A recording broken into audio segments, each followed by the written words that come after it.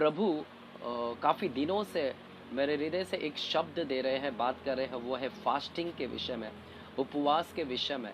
तो आज की शाम में उपवास के विषय में मैं प्रचार करना चाहूँगा। मैं समझता हूँ कि उपवास के विषय में आपने कई लोगों ने सुना है। मैं जानता हूँ कि उपवास के विषय में कई लोगों ने आपको प्रचार किया है। आपको स्वयं भी पता है उपवास के बारे में कि उपवास क्या है। इसके बावजूद भी मैं आज की शाम आप लोगों को उपवास के माध्यम से परमेश्वर की बातों को मैं प्रकट करना चाहूँगा। Thank you Jesus, thank you Jesus. आइए इस समय यदि आप पवित्र शास्त्र लिए हैं तो पवित्र शास्त्रों को हम खोलेंगे और मत्ती की किताब में जाएंगे। और मत्ती की किताब में हम 6वां अध्याय और 16 वचन से हम देखेंगे कि प्रभु वहां पर क्या बात करते हैं। मत्ती की किताब 6वां अध्याय और 16 वचन से हम देखेंगे। वहां पर मैं आप लोगों के लिए पढ़ना चाहूंगा। वहां पर लिखा है, जब तुम उपवास करो तो कपटियों के समान तुम्हारे मुंह पर उदासी ना छाए रहे, क्योंकि वे अपना मुंह बनाए रहते हैं ताकि लोग उन्हें उपवासी जाने। मैं तुमसे सच कहता हूँ, वे अपना प्रतिफल पा चुके हैं। परंतु जब तू उपवास करे तो अपने सिर पर तेल मले और मुंह धो, ताकि लोग नहीं परंतु तेरा पिता जो गुप्त में है तुझे उपवासी जाने। इस दशा में तेरा पिता जो गुप्त में देखता है तुझे प्रतिफल देगा। मेरे प्यारों, इस वचन को हमने कई बार पढ़ा है, लेकिन इसको समझने के प्रयास हमने कभी नहीं किया है। एक शब्द, एक लाइन मेरे हृदय से परमेश्वर ने बातें किया है। एक लाइन मेरे हृदय से परमेश्वर ने बातें किया। जब मैं 6वें अध्याय को 16वें वचन को मैं पढ़ रहा था, वहां पर कहता है जब तुम उपवास करो, जब तुम उपवास करो। वहां पर लिखा है जब तुम उपवास करो। इसका मतलब है परमेश्वर यहां पर, जब मैं इस वचन को पढ़ता हूं तो कहीं पर भी मुझे यदि शब्द दिखाई नहीं दे रहे हैं। वहां पर परमेश्वर ऐसा नहीं लिखता है, वचन ऐसा नहीं कहता है यदि तू उपवास करे, यदि तू उपवास करे, ऐसा कहीं पर भी नहीं लिखा है। वहां पर ऐसा लिखा है जब तू उपवास करे, जब तुम उपवास करे। मेरे प्यारों, यदि शब्द कब इस्तेमाल किया जाता है? इफ शब्द का इस्तेमाल कब किया जाता है? यदि शब्द तब इस्तेमाल किया जाता है जहां पर टर्म्स एंड कंडीशंस हो, जहां पर टर्म्स एंड कंडीशन डाल दिया गया है। अगर आप कहते हैं यदि तू ऐसा करेगा तो तुझे ऐसा मिलेगा, यदि तू ऐसा करेगा तो वैसा होगा, यदि तू प्रार्थना करेगा तो आशीष मिलेगा, यदि तू ऐसा करेगा तो आशीष मिलेगा। तो हम जब कभी भी टर्म्स एंड कंडीशन लगाते हैं कि आप एक प्रकार का नियम लगा देते हैं वहां पर, यदि तू इस प्रकार से करता है तो ऐसा होगा, तो इसका मतलब है कि ये यहां पर हम बता रहे कि श्योर नहीं है। एक सामने वाले व्यक्ति को हम बता रहे कि श्योर नहीं है हम, यदि तू करेगा तो तुझे मिलेगा। मतलब मैं यदि किसी को बोल रहा हूं यदि तू प्रार्थना करेगा तो तेरे जीवन में आशीष मिलेगा। मान लीजिए मेरे प्यारो, अगर मैं हूं और कोई मुझसे कहता है यदि तू प्रार्थना करे, तो मैं सामने वाले व्यक्ति से कहूंगा यदि का क्या मतलब है। मतलब मेरे अंदर ऐसी बात चलेगी कि जब सामने वाला व्यक्ति मुझे यदि बोलता है तो मेरे मन में ये डाउट होता है कि सामने वाले व्यक्ति को शायद शंका है कि मैं प्रार्थना नहीं करता हूं, इसलिए सामने वाला व्यक्ति यदि शब्द को इस्तेमाल कर रहा है मेरे लिए। वो कहता है यदि तू प्रार्थना करे, तो मैं सामने वाले व्यक्ति से कहता हूं, सामने वाले व्यक्ति से मैं कहता हूं यदि का क्या मतलब है। यदि का मतलब है कि मतलब मैं प्रार्थना नहीं करता हूं, उसका कहने का मतलब है मेरे प्यारों। और मैं तब मुझे अच्छा नहीं लगता है जब कोई व्यक्ति मुझे यदि कहता है। अगर वो मुझसे कहता है कि जब तू प्रार्थना करेगा, तो मुझे एक बेहद खुशी मिलती है। तो अब मुझे ऐसा लगता है कि सामने वाला व्यक्ति को पता है कि मैं प्रार्थना करता हूं और मैं हमेशा प्रार्थना करता हूं, इसीलिए वो कहता है कि जब तू प्रार्थना करेगा, जब तू प्रार्थना में बैठेगा तो ऐसा मेरे लिए भी प्रार्थना करना। तो यदि और जब का इस्तेमाल करते हैं तो बहुत डिफरेंट है मेरे प्यारों। यदि शब्द में इफ आ जाता है, कंडीशन है वहां पर, यदि शब्द में एक कंडीशन आ जाता है वहां पर मेरे प्यारों, सुनिएगा। हालेलुया। क्या आप सभी लोग मेरे साथ में जुड़े हैं? आमीन। Thank you Jesus, thank you Jesus. तो सामने वाला व्यक्ति यदि इस्तेमाल करता है तो इसका मतलब है कि मैं कर रहा हूं नहीं कर रहा हूं, उसके मन में शंका है। तो यहां पर परमेश्वर ने कहीं पर भी यदि शब्द इस्तेमाल नहीं किया, यदि तू उपवास करे। अगर परमेश्वर यदि का शब्द का इस्तेमाल करता तो इसका मतलब है परमेश्वर के मन में शंका है हमें लेकर कि तुम उपवास नहीं करते हो करके। इसलिए प्रभु वहां पर यदि शब्द अगर इस्तेमाल करता तो शंका आ जाता था, परंतु प्रभु ने कहीं पर भी यदि शब्द इस्तेमाल नहीं किया है। प्रभु ने वहां पर जब लिखा है, जब तुम उपवास करो। इसका मतलब है परमेश्वर निश्चित है, परमेश्वर मेरे जीवन से लेकर निश्चित है कि वो जानता है कि मैं उपवास करता हूं, मैं प्रार्थना करता हूं। इसलिए प्रभु जब करके इस्तेमाल कर रहा है, वो निश्चित है मेरे लाइफ को लेकर कि यह लड़का उपवास करता है। और जब करेगा, जब तू उपवास करेगा तो कपटियों के समान मत करना। इसका मतलब है प्रभु निश्चित है मेरे लाइफ को लेकर, प्रभु निश्चित है मेरे लाइफ को लेकर कि ये लड़का प्रार्थना करता है और करेगा। मेरे प्यारो, क्या आज के समय परमेश्वर आपके लाइफ को लेकर निश्चित है? क्या प्रभु आपसे कह सकता है कि जब तू प्रार्थना करता है करेगा, जब तू उपवास करेगा? क्या प्रभु आज आपको निश्चित रूप से कह सकता है?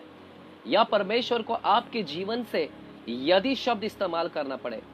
अगर परमेश्वर आपके लाइफ से यदि शब्द इस्तेमाल करता है तो इसका मतलब है कि आप कभी करते हैं कभी नहीं करते। वो श्योर आपके लाइफ को लेकर श्योर नहीं है परमेश्वर। मेरे प्यारो, यहां पर परमेश्वर श्योरिटी बता रहा है, श्योरिटी बता रहा है वचन में कि मेरे लोग उपवास करते हैं, मेरे लोग उपवास करते हैं। वो श्योर है। यदि वो श्योर है, वो भरोसा रखता है कि हम उपवास करते हैं, तो हम उसके भरोसे को ना तोड़े आज के शाम, और हम दिखाए कि हम उपवास करते हैं। इसलिए प्रभु वहां पर कहता है जब तुम उपवास करो, इसका मतलब है मैं उपवास करता हूं। मेरे प्यारों, उपवास की जब बात छिड़ी है तो मैं उपवास के विषय में और खुलकर बात करना चाहता हूं। उपवास क्या है? उपवास क्या है? जब एक व्यक्ति उपवास करता है तो इसका मतलब है कि उसके हृदय में एक बोझ है, वो बर्डन है। He is having a burden for something। उसके जीवन में किसी को लेकर एक बोझ है, किसी बात के लेकर उसको एक बोझ आया है, इसलिए वो उपवास कर रहा है। कुछ बात का रिजल्ट आने के लिए, कुछ बात का परिणाम आने के लिए वो उपवास कर रहा है, क्योंकि उसके अंदर एक बोझ है। उस बोझ को पूरा होते हुए वो देखना चाहता है, इसलिए वो उपवास कर रहा है। उदाहरण के तौर पर मान लीजिए एक व्यक्ति है, एक पिता है और उसका इकलौता पुत्र है, और वो इकलौता पुत्र एक बार जर्नी करता है, यात्रा में जाता है, और रास्ते में जाते जाते उसकी एक्सीडेंट हो जाती है।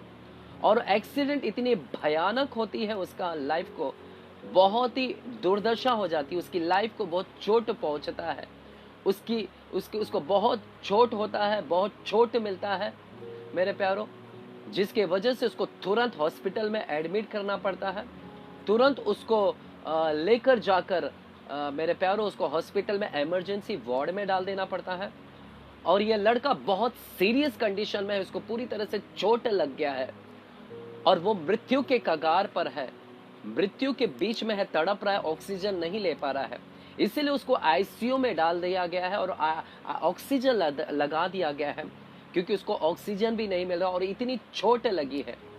तो मेरे प्यारो, यहाँ पर जिस बाप का बेटा सीरियस है, आपको क्या लगता है वो हॉस्पिटल में जब बाप उसको देखने आता है और जब उसकी कंडीशन को देखता है कि मेरा बेटा सीरियस है और इकलौता बेटा है, वो सीरियस है, इमरजेंसी में है, आईसीयू वार्ड में है, आपको क्या लगता है क्या उसका बाप, उसका पिताजी खाना खाएगा? ऐसे वक्त पे कोई भी माता पिता खाना नहीं खाएंगे।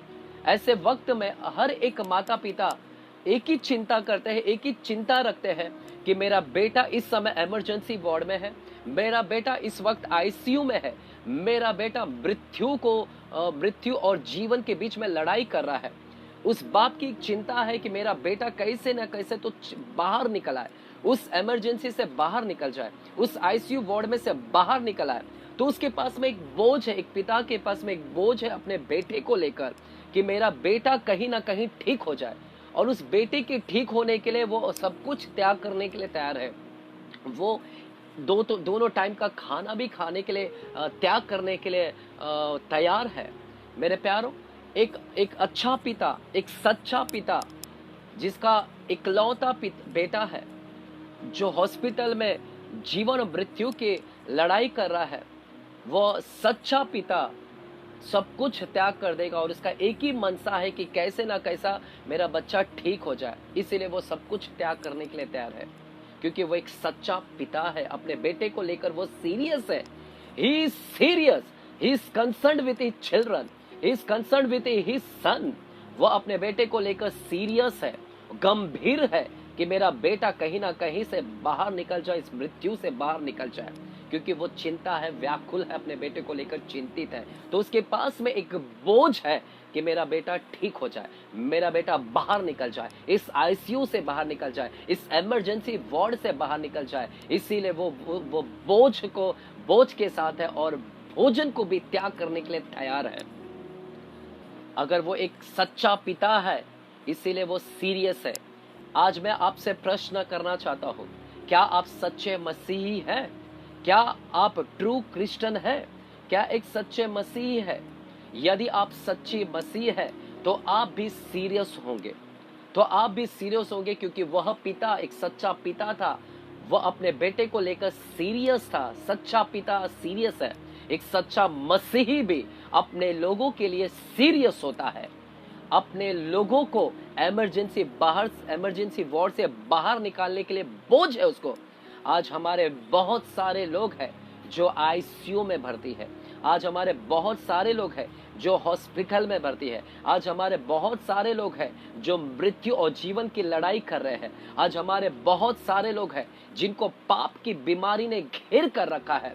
वो पाप ने शुरुआत की और कैंसर का रूप ले लिया है। आज पाप ने उनको कैंसर डाल दिया, पाप इतना बढ़ गया उनके जीवन में से। हम कैसे सीरियस नहीं हो सकते हैं? हमें भी सीरियस होना है। एक सच्चा मसीह होने के नाते हमें सीरियस होना है। हमें बोझ लेना है कि हमें हमारे भाइयों को, हमारे बहनों को उस इमरजेंसी वार्ड से बाहर निकालना है। मुझे उसको बाहर निकालना है। और सच्चा मसीही सब कुछ त्याग करने के लिए तैयार है। एक सच्चा मसीही सब कुछ त्याग करेगा। एक ट्रू क्रिश्चियन वो खाना भी त्याग कर देगा।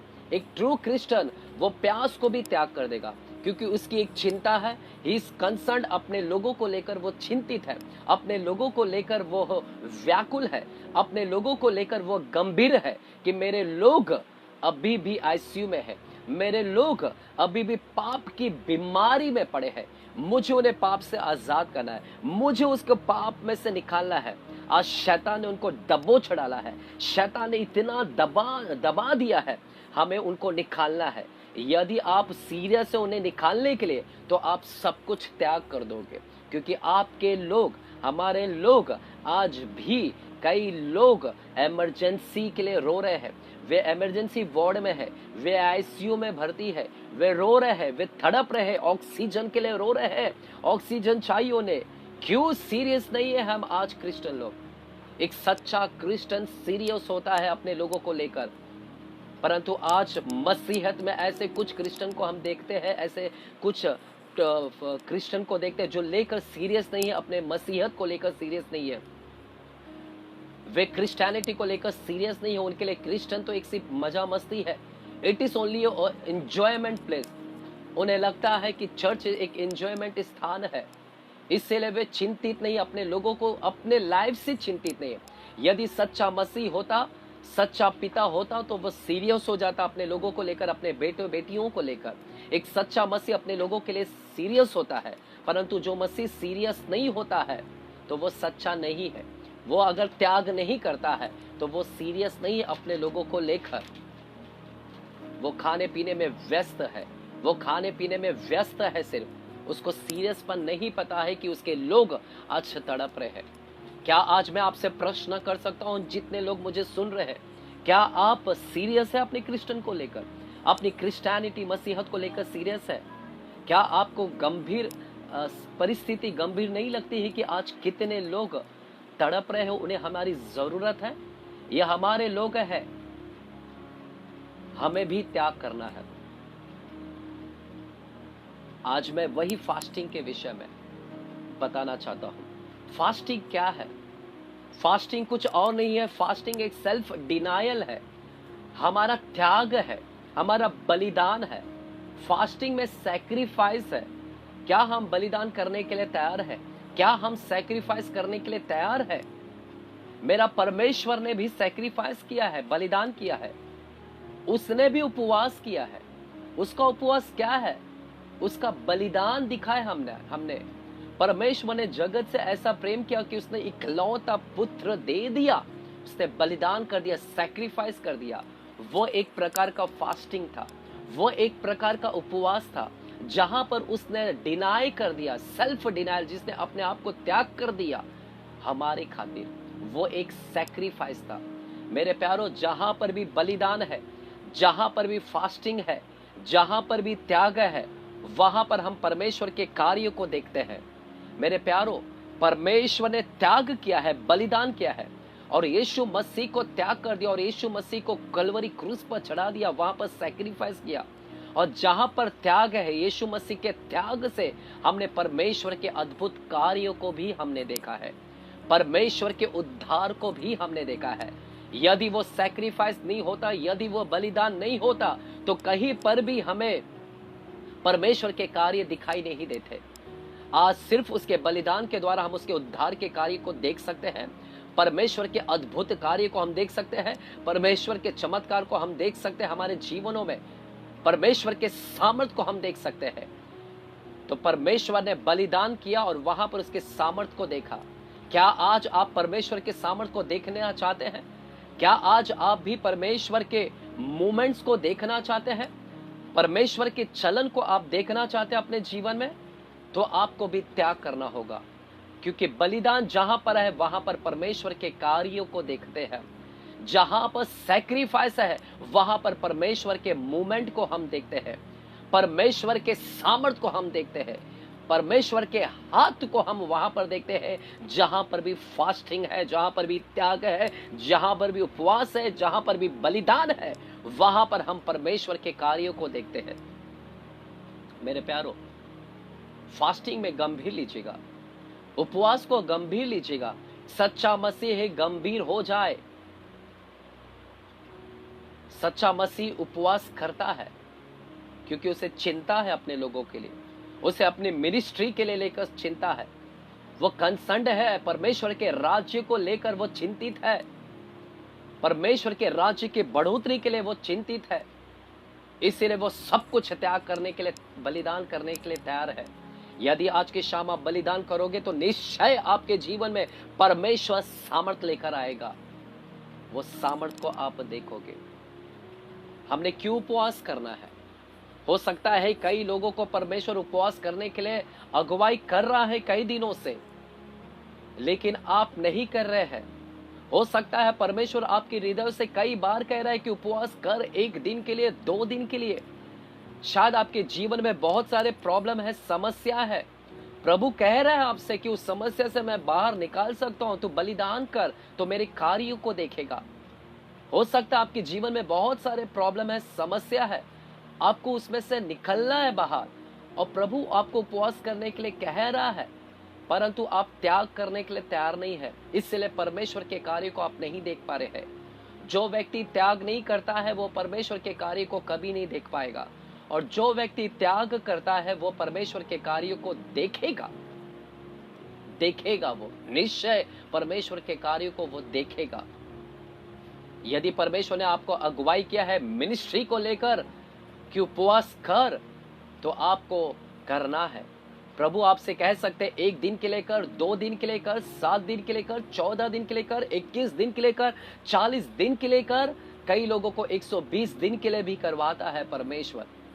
ये तो प्रभु है जो हमें अगुवाई करते हैं उपवास करने के लिए। यदि जिस प्रकार प्रभु आपको उपवास करने के लिए अगुवाई करते हैं, वैसे ही आप अगुवाई में जाइए। देखा देखी ना करें, देखा देखी ना करें। यदि प्रभु आपसे कहता है तो कीजिएगा। जितने दिन के लिए आपको उपवास करने के लिए वो कहता है उतने दिन के लिए आप उपवास कीजिएगा। यदि वो कहता है पूरे दिन के लिए खाना त्याग कर दे, पानी पर रहे, तो निश्चय पूरे दिन के लिए खाना त्याग करे और पानी पर रहे। यदि वो कहता है एक टाइम का खाना खा और रात के वक्त का खाना खा ले, तो वैसा ही कीजिए जैसे आपको अगुवाई करे। परमेश्वर की आज्ञा पालन बढ़कर है। क्या आप प्रभु की आज्ञा को बढ़कर मानते हैं? यदि प्रभु जैसे आपको आज्ञा करता है वैसा ही आप कीजिएगा। मेरे प्यारो, दानियल की किताब से आज की शाम हम सीखेंगे। दानियल की किताब से हम कुछ सीखेंगे उपवास के बारे में। उपवास के विषय में कहने के लिए बहुत कुछ है, परंतु आज की शाम में आपको दानियल की किताब से कुछ कहना चाहूंगा। यदि आपने बाइबल लिया है तो दानियल की पत्रिका और 10वां अध्याय को हम खोलेंगे। दानियल की पत्रिका 10वां अध्याय देखिएगा। यहां पर परमेश्वर ने दानियल के उपवास के विषय में भी यहां पर बाइबल बताती है। मैं आपके लिए पढ़ना चाहूंगा दानियल 10वां अध्याय 2 वचन। उन दिनों में दानियल 3 सप्ताह तक शोक करता रहा। बाइबल कहता है उन दिनों में दानियल 3 सप्ताह फॉर 3 वीक्स वो शोक करता रहा, वो मॉर्निंग करता रहा। Morning, what is morning? शोक करना, विलाप करना। पुराने समय में लोग टाट पहनते थे, राख पर बैठ जाते थे और वो शोक मनाते थे, वे विलाप करते थे। वो एक प्रकार का उपवास था जहां पर त्याग था, जहां पर राख में बैठ जाने यानी पूरी शरीर को त्याग कर देना, और वो टाट पहनकर राख में बैठ जाते थे। वो एक प्रकार का उपवास को दर्शाता है। वो शोक था, वो मॉर्निंग था, वहां पर विलाप था। वहां पर यहां पर बाइबल कहता है 10वां अध्याय 2 वचन, उन दिनों में दानियल 3 सप्ताह तक उपवास करता रहा। 3 सप्ताह, 3 वीक वो उपवास किया। 3 वीक उसने शोक किया, और उस 3 सप्ताह के पूरे होने तक दानियल कहता है मैंने ना तो स्वादिष्ट भोजन किया और ना मांस या दाख मधु अपने मुंह में रखा और ना अपनी देह में कुछ तेल लगाया। दानियल कहता है उन 3 सप्ताह में मैंने ना तो स्वादिष्ट भोजन किया, स्वाद का भोजन, जो स्वादिष्ट भोजन है उसको उसने नहीं किया। उसका कहने का मतलब है उसने भोजन किया परंतु स्वादिष्ट भोजन को त्याग कर दिया। स्वाद जिसमें स्वादिष्ट है, जो तड़कीला है, भड़कीला है, जो स्पाइसी है, जो खाने में मस्त है, उस सारी चीज को, जो उसके मन पसंदीदा चीज है, उस चीज को उसने त्याग कर दिया। मेरे प्यारों, उसने भोजन तो किया है परंतु उसने स्वादिष्ट भोजन का। क्या आज मैं आपसे प्रश्न करूं, आपका स्वादिष्ट भोजन क्या है? क्या आप कह सकते हैं? कुछ लोग कहते रहेंगे मेरे लिए मेरी स्वादिष्ट भोजन बिरयानी है। कुछ लोग संडे के दिन में कहते हैं मच्छी है, चिकन है। कुछ लोग कहते हैं बर्गर है, पिज्जा है। हर संडे उन्हें स्वादिष्ट भोजन लगता है, हर दिन उन्हें स्वादिष्ट भोजन लगता है। क्या मैं आपसे कह सकता हूं, क्या आप स्वादिष्ट भोजन त्याग करने के लिए तैयार हैं? क्या ये हो सकता है आपसे? क्या आप बगैर पिज्जा और बर्गर के बगैर रह सकते हैं? क्या आप बगैर चिकन और मांस के बगैर रह सकते हैं? मेरे प्यारों, दानियल ने स्वादिष्ट भोजन का इनकार किया। वहां पर मांस नहीं खाया, स्वादिष्ट भोजन नहीं खाया, परंतु वेजिटेरियन भोजन उसने खाया है। साग पत्ते को उसने खाया। उन दिनों में साग पत्ते को उसने ग्रहण किया है। हालेलुया।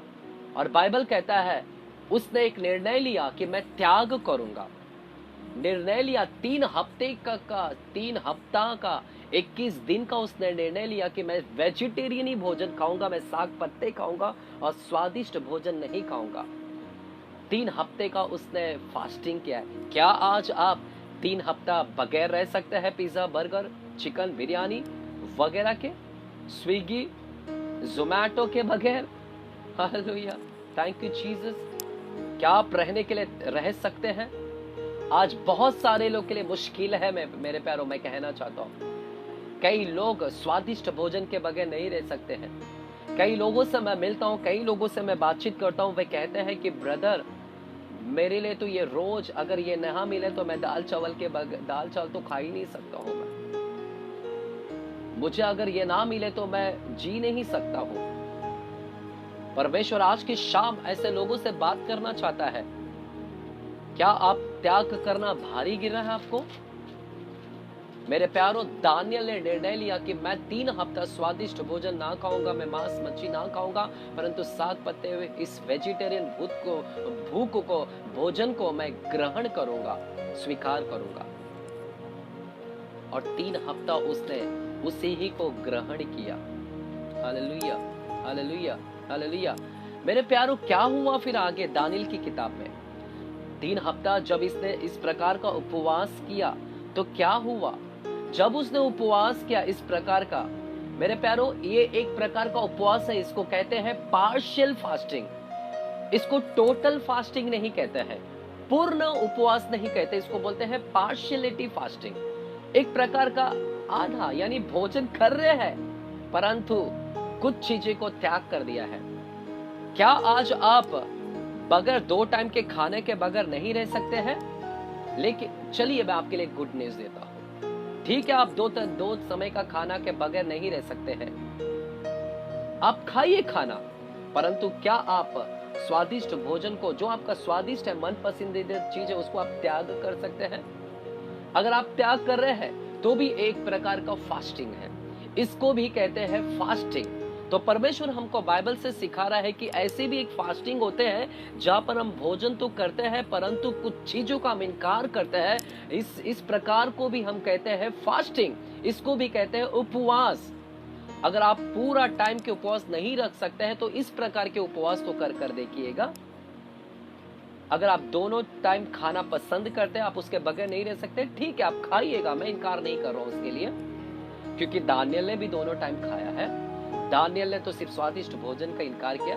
आप उतना ही करके देख लीजिएगा। अगर ऐसा भी करते हैं तो भी एक बड़ा कार्यान्वित होगा, तो भी ये बड़ा कार्य लेकर आएगा, बड़ा सामर्थ्य होगा, क्योंकि हमने इस प्रकार के भी उपवास में एक बड़ा सामर्थ्य को देखा है। परमेश्वर के सामर्थ्य इस प्रकार के उपवास में भी हमने देखा है।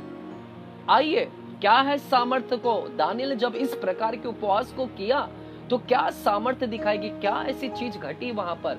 क्योंकि परमेश्वर का जहां पर त्याग होता है, परमेश्वर वहां पर कार्य करता है। मैंने पहले ही आपसे कह दिया कि परमेश्वर के मूवमेंट को हम देखते हैं जहां पर त्याग है, और यहां पर इसने त्याग किया है 3 हफ्ता, और परमेश्वर के मूवमेंट को हमने देखा।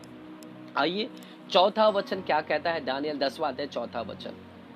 फिर पहले महीने के 24वें दिन को, 21 दिन हो गया। दानियल कहता अब मैंने 21 दिन पूरा कर लिया, और 24वें दिन को जब मैं हिद्देकेल नामक नदी के तट पर था, एक नदी के तट पर था मैं, तब मैंने आंखें उठाकर देखा कि सन का वस्त्र पहने हुए और उफाज देश के कुंदन से कमर बांधे हुए एक पुरुष खड़ा है।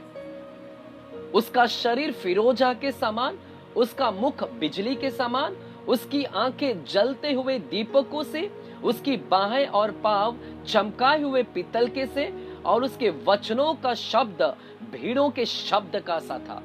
वह कहता है कि जब मैंने इस प्रकार के फास्टिंग को किया, जब मैंने इस प्रकार के उपवास को किया, इस प्रकार का उपवास ने भी रंग लाया है, इस प्रकार के उपवास में भी परमेश्वर के सामर्थ्य को उसने देखा है, उसने एक दर्शन को देखा है। मेरे प्यारों, वाव, कितना उत्साहित कर रहा है, मुझे इनकरेज कर रहा है। हो सकता है कि मैं भी दो टाइम के खाने के बगैर नहीं रह सकता हूँ, शायद आप भी नहीं रह सकते होंगे, परंतु इस पार्शियलिटी फास्टिंग में भी हम परमेश्वर के सामर्थ्य को देख सकते हैं। यहां पर हमने परमेश्वर के सामर्थ्य को देखा है। This encourages me, this motivate me, ये मुझे सामर्थ्य देता है कि अजय, इस प्रकार के सामर्थ्य में भी, इस प्रकार के उपवास में भी मैं मेरे सामर्थ्य को दिखाऊंगा। और मैंने वहां पर देखा कि दानियल कहता है कि मैंने जब 21 दिन के उपवास को कर लिया, तब मैंने एक दर्शन को देखा। इस प्रकार के उपवास में भी आप एक दर्शन को देख सकते हो मेरे प्यारों, और वो दर्शन परमेश्वर ने दिखाया। यहाँ पर दानियल ने देखा एक पुरुष को खड़ा हुआ, जहां पर उसकी आंखें जलते हुए दीपकों के समान, बिजली के समान। वो कहता है कि उसके मुख बिजली के समान, उसकी आंखें जलते हुए दीपकों से, उसकी बाहें चमकाए हुए पित्तल के से, उसके वचन का शब्द, भीड़ों के शब्द। वो एक साक्षात परमेश्वर के रूप को, परमेश्वर का दर्शन को वहां पर देख रहा है। He saw the vision, उसने विजन को देखा, दर्शन को देखा। इस तरह का उपवास ने उसको दर्शन दिखा दिया। मेरे प्यारो, क्या आज इस तरह के उपवास को देखने के लिए तैयार है? क्या इस तरह के उपवास करने के लिए तैयार है? अगर इस प्रकार के भी उपवास करते हैं या इससे बढ़कर करते हैं आप, या आप पूर्ण रूप का खाना त्याग करते हैं, एक टाइम के खाने को त्याग करते हैं, तो और बड़ा कार्यों को देखोगे। यदि दोनों टाइम के खाने को आप त्याग करते हैं, इससे बड़ा कार्यों को मैं कहता हूं आप देखोगे। यदि इस पार्शियल फास्टिंग में वो दर्शन को देख ले रहा है परमेश्वर को, तो आप इससे बड़े अद्भुत कार्यों को भी आप जब उपवास करोगे तो देखोगे मेरे प्यारों। आमेन, आमेन। यहाँ पर वो उसने दर्शन देखा और उस दर्शन में उसने परमेश्वर के रूप को देखा। वहां पर मैं परमेश्वर के रूप को देखना चाहता हूँ, मैं परमेश्वर के दर्शन को करना चाहता। I want to encounter with God. I want to encounter with Jesus. Do you want to encounter with Jesus? क्या आपको परमेश्वर का दर्शन चाहिए? क्या आपको उसके एंजेलिक का दर्शन चाहिए? क्या आपको उसके स्वर्गदूत का दर्शन चाहिए? परमेश्वर को त्याग चाहिए? क्या आप त्याग करने के लिए तैयार है? तो वो निश्चय आपको दर्शन दिखाएगा मेरे प्यारों। यहाँ पर जब उसने दर्शन देखा, इस दर्शन में वो कहता है मैंने एक पुरुष को पाया, और 12वां वचन कहता है, 12वां वचन कहता है, 10वां अध्याय 12वां वचन कहता है, उस पुरुष ने, उस एंजल ने उस मुझसे आकर कहा, हे दानियल मत डर, क्योंकि पहले ही दिन को जब तूने समझ बुझने के लिए मन लगाया और अपने परमेश्वर के सामने अपने को दीन किया, उसी दिन तेरे वचन सुने गए और मैं तेरे वचनों के कारण आ गया हूं। मैं आ गया हूं। ओह माय जीसस, वाओ, परमेश्वर का दूत वहां पर आ गया है। इस तरह के उपवास में परमेश्वर का दूत वहां पर खड़ा हो गया है। Wow, I feel the presence of God। मैं यहाँ पर ही बैठे परमेश्वर की उपस्थिति को मैं महसूस कर रहा हूँ। परमेश्वर की उपस्थिति हमारे मध्य है मेरे प्यारों। मैं यहाँ से डिक्लेयर करता हूँ, जहां कहीं भी आप बैठे हैं, परमेश्वर की उपस्थिति आप तक पहुंचे इसी वक्त। परमेश्वर आप तक वहां पर जाए, उसके स्वर्गदूत आ जाए आज की शाम। आप जहां पर भी है, उसके स्वर्गदूत आपसे आकर आज की शाम बातें करने पाए। Wow, hallelujah. मेरे प्यारों, बाइबल कहता है दानियल ने जब इस प्रकार के उपवास को किया, वहां पर एंजल आए, स्वर्गदूत आया और उससे बातें की, वार्तालाप किए। और वार्तालाप में कहता है कि तेरे उपवास और तूने जिस दिन समझने के लिए मन लगाया है, उपवास के दिन में हम परमेश्वर पे मन लगाते हैं मेरे प्यारों। हम अपने शरीर पर मन नहीं लगाते हैं। उपवास के दिन में हम त्याग करते हैं शरीर का और परमेश्वर पर मन लगाते हैं।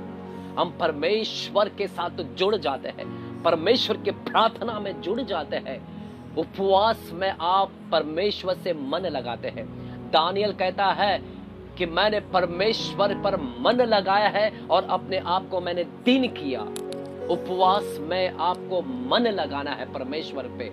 आपको अपने चीजों को त्याग करना है, अपने शरीर का बलिदान करना है और आपको मन लगाना है परमेश्वर पे मेरे प्यारों। यदि ऐसा करते हैं, उपवास के दिन में परमेश्वर पे मन लगाते हैं, प्रार्थना करते हैं, उपवास करते हैं, तो परमेश्वर अपने दर्शन दिखाएगा। परमेश्वर अपने एंजल को भेजकर अपने वचन को तो आप तक पहुंचाएगा। I declare that you shall receive the message of God। आज की शाम परमेश्वर अपने शब्दों को लेकर आए और आप तक पहुंचाए। प्रभु, यहाँ पर जितने लोग भी देख रहे हैं, मैं प्रार्थना करता हूँ सभी तक आपके वचन जाए, सभी तक आपके संदेश जाने पाए। परमेश्वर अपने स्वर्गदूत को भेजकर परमेश्वर आपके संदेश उन लोगों तक पहुंचाइएगा। परमेश्वर धन्यवाद करते हैं मेरे प्यारों। इस दिन जब इसने उपवास किया, इस प्रकार का उपवास, यहां पर इसने मन लगाया। अब बात आती है कि उपवास क्यों किया इसने। दानियल ने उपवास क्यों किया? क्या कारण था दानियल ने उपवास किया? अगर आपको जानना है, क्योंकि मैंने पहले ही कह दिया है कि दानियल का उपवास का मतलब है बर्डन, बोझ है। उपवास का मतलब है एक प्रकार का बोझ है। क्या दानियल को बोझ था? दानियल ने क्यों उपवास किया? क्या कारण है इसको मजबूर कर दिया उपवास करने में? क्या कारण था वो? अगर जानना है तो आइए हम दानियल की पुस्तक 9वां अध्याय में जाएंगे। ये बोझ क्यों आया उसके अंदर उपवास करने का? आपके अंदर में भी बोझ आना है। यदि बोझ आए तो आप उपवास कीजिएगा। आइएगा 9वां अध्याय, और वहां पर कहता है दूसरा वचन, उसके राज्य के पहले वर्ष में मुझ दानियल ने शास्त्र के द्वारा समझ लिया। दानियल कहता है, मैं जब पवित्र शास्त्र पढ़ रहा था और जब मैंने पवित्र शास्त्र को पाया और सब पवित्र शास्त्र को समझने की प्रयास किया, जब मैंने समझ लिया कि यरूशलेम की उजड़ी हुई दशा यहोवा के उस वचन के अनुसार आज यरूशलेम की दशा उजड़ी हुई है, और ये दशा उजड़ी हुई है क्योंकि यहोवा के उस वचन के अनुसार जो यिर्मयाह नबी के पास पहुंचा था, कुछ वर्ष के बीतनों पर अर्थात 70 वर्ष के बाद पूरी हो जाएगी। यहाँ पर दानियल कहता है, जब मैंने पवित्र शास्त्र को पढ़ा, उस पवित्र शास्त्र के अंदर मैंने पाया कि परमेश्वर ने भविष्यवाणी किया था यिर्मयाह से। पवित्र शास्त्र में इसका दर्ज किया गया है यिर्मयाह के द्वारा। यिर्मयाह ने कहा है भविष्यवाणी कि 70 साल के बाद में यरूशलेम आजाद हो जाएगा बेबीलोन से। यरूशलेम की दशा सुधर जाएगी 70 साल के बाद में। जिस क्षण दानियल ने किताब पवित्र शास्त्र में पढ़ा कि यह बात पूरी हो जाएगी 70 साल के बाद में, तब जाकर उसने उपवास किया। क्योंकि उसने कैलेंडर उठाकर देखा, उसने देखा कि हम सब लोग बेबीलोन में आकर 70 साल हो चुके हैं और अब समय है परमेश्वर का काम पूरा होने का। अभी तक लोग सीरियस नहीं हुए हैं, अब समय आ चुका है कि परमेश्वर का काम पूरा हो जाए। वो चाहता था कि परमेश्वर का काम पूरा हो जाए इस समय। मेरे प्यारों, धन्यवाद करते हैं। पवित्र शास्त्र को पढ़ने के बाद ही उससे पता चला कि ये काम अभी तक पूरा नहीं हुआ, ये तो हो जाना चाहिए। यरूशलेम आजाद हो जाना चाहिए है बेबीलोन से। लोग सीरियस नहीं है, लोग गंभीर नहीं है आजादी के लिए। जिस क्षण पवित्र शास्त्र को पढ़ा और उस पवित्र शास्त्र ने उसको उकसाया उपवास जाने के लिए, क्योंकि वो कुछ बातों को पूरा होते हुए देखना चाहता था जो अब तक नहीं हुआ था। So it was a fasting which come out from Bible. यह फास्टिंग बाइबल में से आया। जैसे ही क्षण उसने बाइबल को पढ़ा, उस बाइबल में से उसको फास्टिंग करने के लिए उकसाया गया कि ये बातें पूरी नहीं हुई है, ये बातें को पूरा होना जरूरी है। तो बाइबल ने उसको उकसाया। पवित्र शास्त्र में जब वो पढ़ रहा था कि ये बातें हो जाना चाहिए पूरी, लेकिन अब तक नहीं हुआ है, इसलिए वो जाकर उस बातों को लेकर उसने उपवास किया। उस बात को पूरा होने के लिए वो उपवास किया। बोझ था उसके अंदर वो बात को पूरा होने के लिए। मेरे प्यारों, वो बोझ आया उस बात को पूरा करने के लिए। क्या आज की शाम आप पवित्र शास्त्र पढ़ते हैं तो आपके अंदर क्या बोझ आता है कुछ बातों को लेकर? क्योंकि कई ऐसे भविष्यवाणी परमेश्वर ने इस बाइबल के शब्द में डाले हैं, वचन डाले हैं। जब हम इस बाइबल के शब्द को, वचन को पढ़ते हैं तो कई ऐसे भविष्यवाणी आज हमारे जीवन में पूर्ण होना चाहिए है जो अभी तक नहीं हुआ है।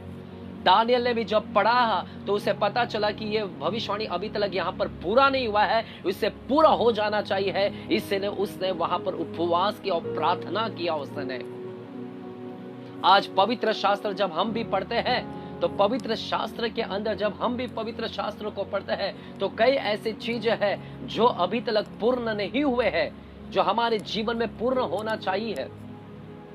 मान लीजिए, क्योंकि योएल की पुस्तक का जब हम पढ़ते हैं, योएल की किताब, यदि आपने बाइबल लिया है, योएल की किताब को जब हम पढ़ते हैं, योएल की किताब में अगर हम पढ़ते हैं तो वहां पर दूसरा अध्याय में अगर हम देखते हैं, दूसरा अध्याय में जब हम पढ़ते हैं दूसरा अध्याय और 28वां वचन को हम पढ़ते हैं, वहां पर एक वचन भविष्यवाणी दिया गया है।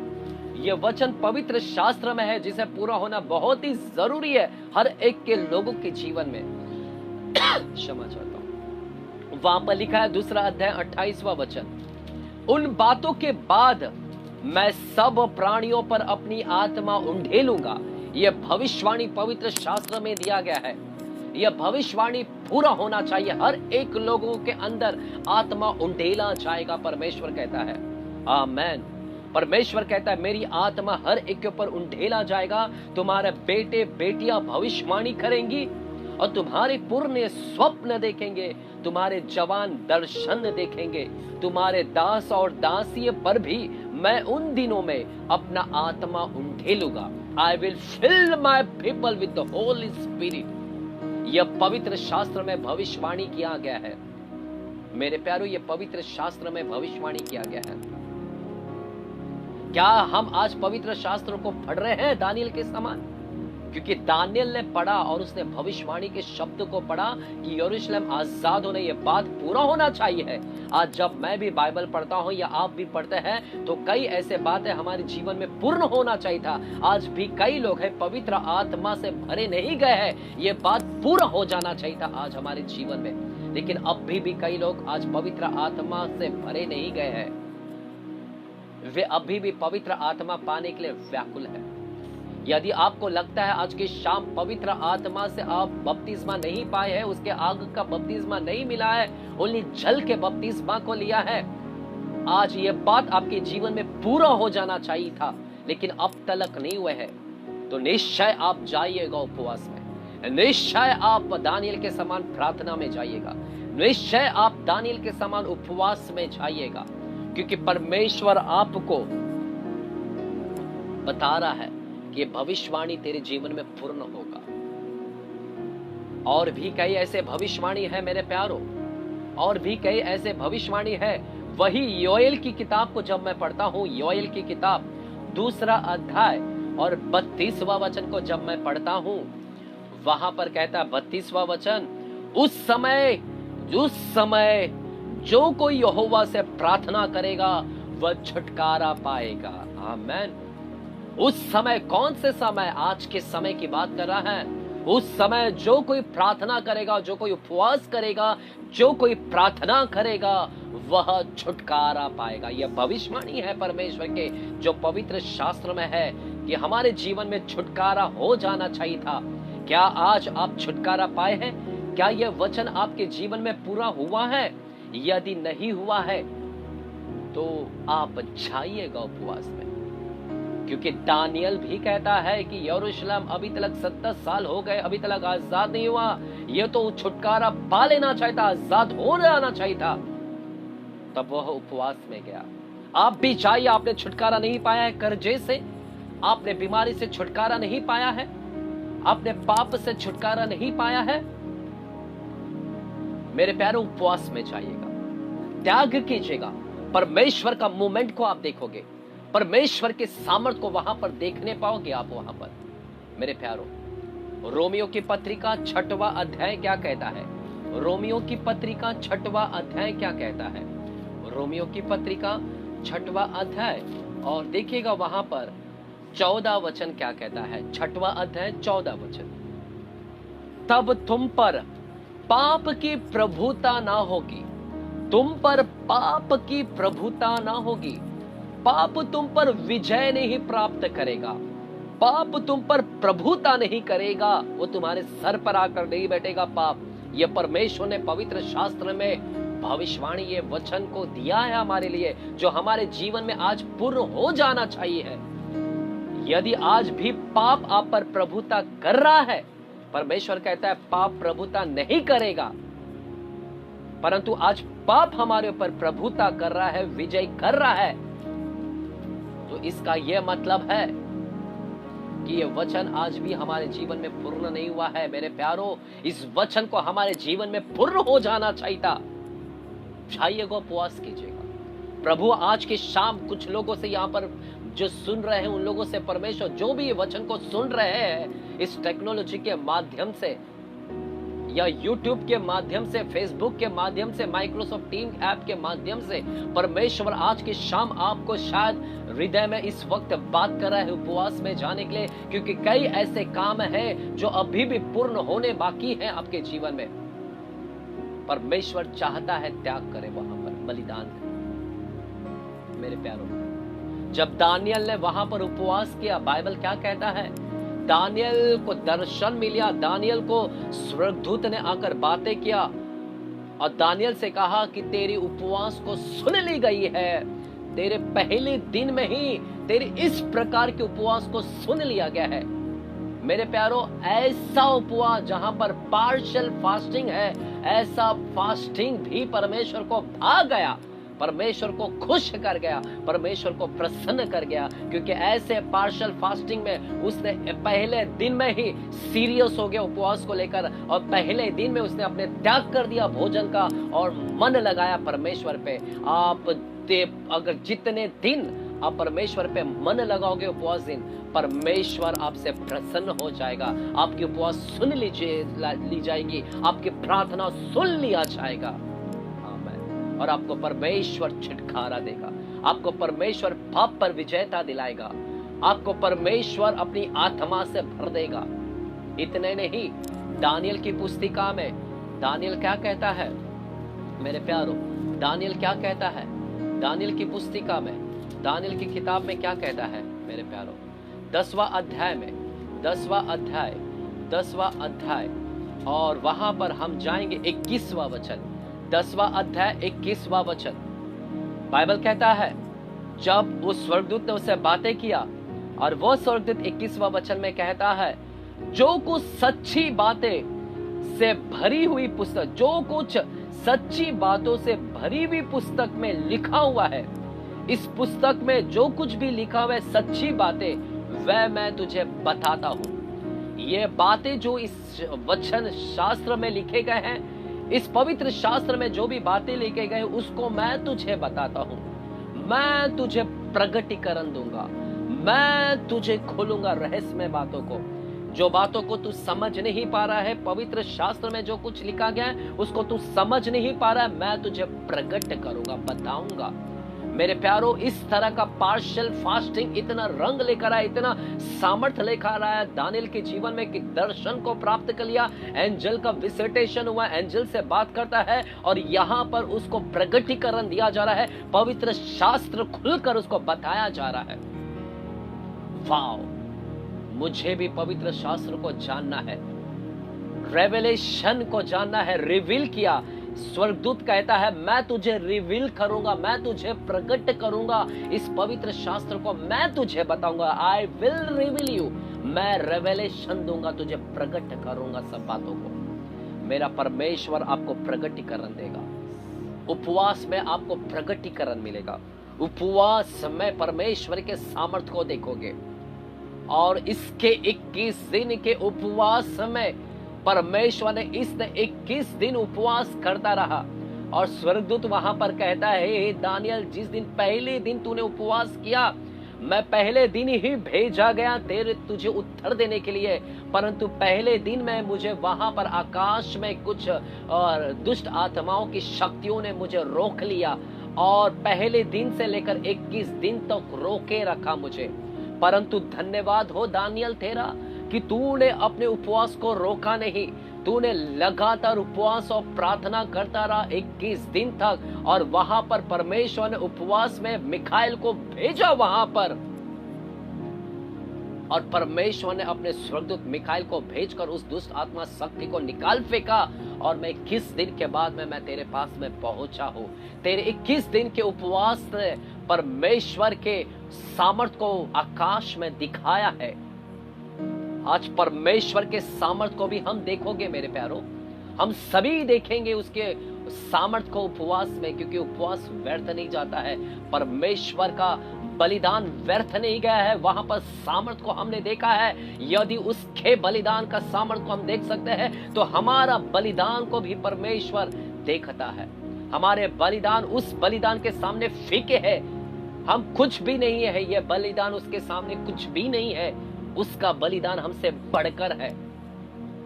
वो नहीं चाहता है कि उसके बच्चे बलिदान करें, वो नहीं चाहता है कि कोई भी उपवास करे, परंतु वो चाहता है कि शिस्त रहे, डिसिप्लिन रहे। वो इसलिए चाहता है उपवास करे ताकि हम कुछ चीज को त्याग करें, शारीरिक अभिलाषाओं को त्याग करें, शारीरिक लालसाओं को त्याग करें, और उस वक्त में हम परमेश्वर पे ध्यान लगाए, मन लगाए, डिसिप्लिन करे, अपने जीवन को एक प्रार्थनाशाली जीवन को बनाए। वो तो अनुशासन चाहता है, इसलिए वो उपवास चाहता है हमारे जीवन में। और वो विश्वास कर भी रहा है कि तू उपवास कर रहा है, इसीलिए तो वो कहता है जब तू उपवास करे, इसीलिए तो वो कहता है जब तू उपवास करे। वह ऐसा भी नहीं कहता है कि यदि तू उपवास करता है, वो विश्वास कर रहा है कि तुम उपवास करते हैं। हाँ मेरे प्यारों, जितने लोग देख रहे हैं, मैं भी विश्वास करता हूं कि आप सभी लोग उपवास कर रहे हैं। आप सभी के जीवन में परमेश्वर सामर्थ्य को लेकर आएगा। आप सभी देखोगे, अपने जीवन में सामर्थ्य को देखोगे। मैं भविष्यवाणी करता हूं यहां पर से आज की शाम, पवित्र आत्मा की उपस्थिति में इस समय जितने लोग भी देख रहे हैं, मैं भविष्यवाणी करता हूं परमेश्वर आज की शाम आपको छुटकारा दे, हर एक बंधन से छुटकारा दे, परमेश्वर आपको आजादी दे, हर एक बीमारी निकल जाए। समय दुष्ट आत्माएं की शक्ति जो आपको रोके रखी है, वो दुष्ट आत्माएं की शक्ति निकल जाए यीशु मसीह के नाम में। आपका उपवास व्यर्थ नहीं जाएगा, आपका उपवास सामर्थशाली है मेरे प्यारे। वाह, मैं फील कर रहा हूं परमेश्वर की प्रेजेंस को, यहाँ पर प्रभु की उपस्थिति भारी रूप में मैं महसूस कर रहा हूं मेरे प्यारों। बाइबल में फरीसियों के विषय में कहता है, फरीसी कहते हैं हम प्रतिदिन हफ्ते में 2 बार उपवास करते हैं। ऐसे कपटी लोग, अगर फरीसी लोग उपवास कर सकते हैं 2 दिन, ऐसे धार्मिक नेताएं, ऐसे कपटी नेताएं अगर 2 दिन हफ्ते में उपवास कर सकते हैं, उपवास को इतना दर्जा दे सकते हैं, परमेश्वर हमसे कहता है तुम तो उससे बढ़कर हो, हम तो फरीसियों से बढ़कर है। प्रभु हमसे कहते हैं कि तुम्हारी धार्मिकता उनकी धार्मिकता से बढ़कर होना चाहिए। यदि वो 2 बार उपवास कर रहे हफ्ते में, तो हमने तो उससे बढ़कर करना चाहिए। प्रभु ने तो एक जगह कहा है, जो तुम मुझे करते हुए देखते हो तुम इससे बढ़कर करोगे। हमने तो बढ़कर करना है मेरे प्यारों, हमने तो उपवास और बढ़कर करना है, हमने तो करना है। आप सच्चे मसीह हैं, आप सच्चे क्रिश्चियन हैं, आप सच्चे ट्रू क्रिश्चियन हैं। क्या आपको कंसर्न है लोगों को लेकर? क्या आपके अंदर बोझ है अपने लोगों को लेकर? कि कई लोग आज भी इमरजेंसी में है, कई लोग आज भी क्रिटिकल कंडीशन में है, मेरे लोग कर्जे में है, मेरे लोग बीमार में है, मेरे लोग शैतान के बंधन में है, सबके सब इमरजेंसी में है, मुझे उनको निकालना है, कैसे भी कर उनको बाहर निकालना है। इसलिए मैं त्याग करूंगा, मैं बलिदान करूंगा, मैं उपवास में जाऊंगा, उनके जीवन में वो कार्य पूर्ण होने के लिए मैं उपवास करूंगा। क्या आप त्याग करने के लिए तैयार हैं? दानियल के एक व्यक्ति के उपवास के द्वारा पूरा यरूशलेम छुड़ाया गया मेरे प्यारों। बाकी कोई लोग सीरियस नहीं थे, कोई लोग सीरियस नहीं थे। परमेश्वर ने ऊपर से देखा कि दानियल एक व्यक्ति है जो सीरियस है, जो त्याग करने के लिए तैयार है, उसके सीरियसनेस को देखा है। आज परमेश्वर आपके भी सीरियसनेस को देखना चाहता है। O Father God, be serious for Jesus. गंभीर हो जाए। हम उस कपटी फरीसियों से बढ़कर उपवास करेंगे। पौलुस कहता है मैं तुमसे बढ़कर करता हूं। वो कहता है मैंने कई बार उपवास किए हैं, कई बार मैंने नींद का उपवास किया है मेरे प्यारों। क्या आप नींद का उपवास कर सकते हैं? पौलुस के समान हम भी नहीं कर सकते मेरे प्यारों, ना तो यीशु मसीह के जैसे कर सकते हैं, परंतु प्रयास तो कर सकते हैं। हम क्यों ना हम स्वादिष्ट भोजन को त्याग करके ही हम उपवास की शुरुआत करें। प्रभु उसमें विजेता दिलाएगा। जब आप स्वादिष्ट भोजन पे आप विजेता प्राप्त कर लोगे, प्रभु आपको एक दिन उपवास करने में भी विजेता दिलाएगा, और आप आगे देखोगे कि आप उपवास करने के लिए सक्षम हो रहे हैं। शुरुआत तो कर देखिएगा, शुरुआत तो कीजिएगा, दिखाइएगा अपने सीरियसनेस को, दिखाइए ट्रू क्रिश्चियन है आप। अपने आस पड़ोस में देखिएगा, कई लोग इमरजेंसी में हैं, सब के सब क्रिटिकल में है। क्या आपको उनकी चिंता नहीं है? क्या आपको अपने कलीसिया के लोगों की चिंता नहीं है? क्या आपको आपके पास्टर की चिंता नहीं है? क्या आपको अपनी मिनिस्ट्री को लेकर चिंता नहीं है? आपको सेवकाई के लेके गंभीर नहीं है? Lord I pray that everyone shall be serious of Father God, और एक लोग गंभीर हो जाए परमेश्वर। पिता धन्यवाद करते हैं, सभी को परमेश्वर वो उपवास करने के लिए सामर्थ्य दे परमेश्वर, सभी को परमेश्वर उपवास करने के लिए वो ताकत दे परमेश्वर, सभी को परमेश्वर वो उपवास करने के लिए परमेश्वर बल दे, ताकत दे परमेश्वर। सबके सब जितने लोग मुझे देख रहे हैं, परमेश्वर यहां पर कई लोगों से बातें कर रहा है। प्रभु आज के शाम यहां पर कुछ लोगों से बातें कर रहा है। प्रभु शायद आज ही आपको रात की खाना को त्याग करने के लिए कह रहा है। जाइए, तुरंत जाइए, तुरंत जाइए। ये प्रभु आपसे बात कर रहा है, प्रभु आपसे बात कर रहा है त्याग करने के लिए। He wants sacrifice, He wants। मेरा प्रभु यीशु मसीह ने भी 40 दिन के उपवास किए हैं मेरे प्यारों। परमेश्वर से सीखिएगा। परमेश्वर कहता है मेरा पीछा कर, मेरा आदर्श, मैं तेरा आदर्श बनूंगा। आइए परमेश्वर की पीछा करना सीखिए। यदि प्रभु ने उपवास किया तो हम भी करेंगे। Thank you Jesus, thank you Jesus. पवित्र शास्त्र के कई ऐसे वचन पूरे होने बाकी है हमारे जीवन में। पवित्र शास्त्र के कई ऐसे वादे हैं, प्रतिज्ञाएं हैं जो हमारे जीवन में अभी तक पूर्ण नहीं हुए हैं। जब आप पवित्र शास्त्र को पढ़ते हैं, आज वो पूर्ण होना है। ठान लीजिए कि परमेश्वर इसको मैं मेरे जीवन में पूर्ण होने दूंगा। परमेश्वर इसे पूरा होना ही है। परमेश्वर, मैं उपवास करूंगा, मैं सैक्रिफाइस करूंगा, मैं बलि अर्पण करूंगा। Thank you Jesus, thank you Jesus, thank you Jesus. मेरे प्यारों धन्यवाद करते हैं। Thank you Jesus, thank you Jesus, thank you Jesus, thank you Jesus. क्या कोई मुझे सुन रहा है? यदि कोई मुझे सुन रहा है तो आमीन कहे वहां से। आपके आमीन में परमेश्वर आपको सामर्थ्य देगा। जितने लोग मुझे सुन रहे हैं, जितने लोग मुझे सुन रहे हैं इस समय, प्रेज द लॉर्ड बोलकर परमेश्वर के सामर्थ्य को प्राप्त कीजिएगा। Receive that fire. परमेश्वर के वो फायर को इसी वक्त रिसीव करें। परमेश्वर के फायर को इसी वक्त रिसीव करें। Thank you Jesus, thank you Jesus, thank you Jesus, thank you Jesus, thank you Jesus, thank you Jesus, thank you Jesus, thank you Jesus, thank you Jesus. Umesh भाई, क्या आप मेरे साथ हैं? सविता जी, यदि उमेश हमारे साथ में है, मैं चाहूंगा कि वहां से अगर वो एक आराधना लीड कर सकते हैं तो वो लीड करें इसी वक्त माइक्रोसॉफ्ट टीम ऐप पर, कि हम सभी लोग, या फिर फेसबुक है ऑन तो फेसबुक पर यदि आप माइक्रोसॉफ्ट टीम पर है तो जल्द से जल्द एक आराधना, मैं चाहूंगा एक आराधना करें, ताकि परमेश्वर आज के शाम इस समय, thank you Jesus, thank you Jesus, thank you Jesus. मेरे प्यारों, आइए इस समय तैयार हो। प्रभु कुछ लोगों को छूने जाएगा।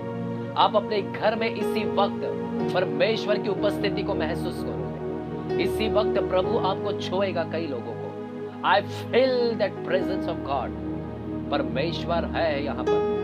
ओरे नामा खानामा शंदरा बाला बारियादे हे, रिखांदो रोबोला बारियादे हे। Thank you Jesus, thank you Jesus.